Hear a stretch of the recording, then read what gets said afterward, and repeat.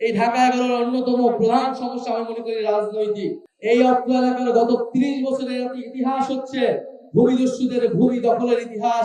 এই বেড়ায় মুক্তিযোদ্ধারা অবস্থান করতেন। জুলাই গণঅভ্যুত্থানের সময় আমিও কয়েকটা দিন এই অত্র এলাকার বিভিন্ন জায়গায় পালিয়েছিলাম। এই অঞ্চলের মানুষ দীর্ঘদিন ধরে অর্থনৈতিক বৈষম্যের শিকার, রাজনৈতিক বৈষম্যের শিকার। জুলাই গণঅভ্যুত্থানে এই বাড্ডা রামপুরা হয়ে উঠেছিল আন্দোলন এবং প্রতিরোধের অন্যতম হটস্পট। আপনাদের মনে আছে কিনা? অবশ্যই মনে আছে।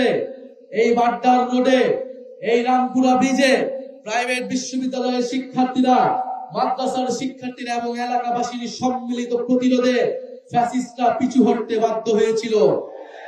এই ব্র্যাক কানাডিয়ান ইউনিভার্সিটির সামনে, এই ইস্ট ওয়েস্ট ইউনিভার্সিটি ইম্পেরিয়াল কলেজের ছাত্রছাত্রীরা সম্মিলিতভাবে জনগণের পক্ষে দুর্বার আন্দোলন গড়ে তুলে গণঅভ্যুত্থানের পথকে ত্বরান্বিত করেছিল।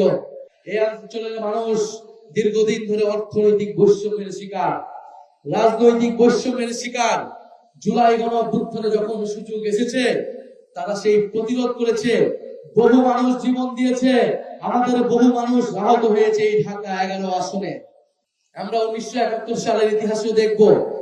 এই বাড্ডা, এই বেড়ায়, এই ডামরার এই সাইডে মুক্তিযোদ্ধারা অবস্থান করতেন। তারা নৌকা দিয়ে এসে এখানে অপারেশন করে আবার পালিয়ে যেতেন। জুলাই গণঅভ্যুত্থানের সময় আমিও কয়েকটা দিন এই অত্র এলাকার বিভিন্ন জায়গায় পালিয়েছিলাম। এই ঢাকা 11 আসন আমাকে আশ্রয় দিয়েছে। জুলাই গণঅভ্যুত্থানের সময় আমার জীবনের এই 28টি বছর আমাকে আশ্রয় দিয়েছে।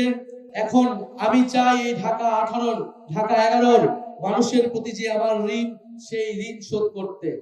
আপনারা যদি আমাকে এই নির্বাচনে সেই সুযোগ দেন, ইনশাআল্লাহ আমি আমার বাকি জীবন ধরে আপনাদের জন্য সেই ঋণ, আমি আমার দেশের, আমার মাটির জনগণের জন্য সেই ঋণ আমি পরিশোধ করতে চাই। প্রিয় ঢাকা 11 বাসী, এই ঢাকা 11-তে প্রায় 15 লক্ষের মতো মানুষের বসবাস, যদিও ভোটার 4.5 লক্ষ, এবং এত ঘনবসতি হওয়া সত্ত্বেও কোনো নাগরিক সুবিধা নাই। অপর্যাপ্ত পরিমাণ নাগরিক সুবিধা, পর্যাপ্ত পরিমাণ খেলার মাঠ নাই, স্কুল নাই, হাসপাতাল নাই। আপনারা এগুলো সবই জানেন এবং এগুলোর মধ্য দিয়ে আমাদেরকে জীবন যাপন করতে হয়। আমি যদি আপনাদেরকে কিছু পরিসংখ্যান বলি, এই বাড্ডা ভাটারার প্রায় 70% মানুষ ইনফরমাল ইকোনমির সাথে যুক্ত, অর্থাৎ ক্ষুদ্র ব্যবসা এবং দিনমজুর খেটে খাওয়া মানুষ এই এলাকার সংখ্যা বেশি। এই এলাকায় শিক্ষিত বেকারের সংখ্যা প্রায় 8 থেকে 10%। কর্মসংস্থান নেই। স্বাস্থ্য খাতের প্রায় 100% হচ্ছে প্রাইভেট সেক্টরের উপর ডিপেন্ডেন্ট। কোনো সরকারি হাসপাতাল নাই এই অত্র এলাকায়। এই পুরা ঢাকা 11 আসনে একটিও সরকারি হাই স্কুল নেই। সরকারি প্রাথমিক বিদ্যালয় আছে মাত্র 15টি। ফলে শিক্ষা এবং স্বাস্থ্য পুরাটাই নির্ভরশীল হচ্ছে আপনার প্রাইভেট সেক্টরের উপরে। বর্ষাকালে প্রায় 60% রাস্তা সামান্য বৃষ্টিতে তলিয়ে যায়, জলাবদ্ধতা তৈরি হয়।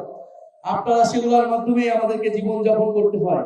বাড্ডার মাত্র 30 থেকে 35% এলাকা পরিকল্পিত ড্রেনেজ সিস্টেমের আওতায়।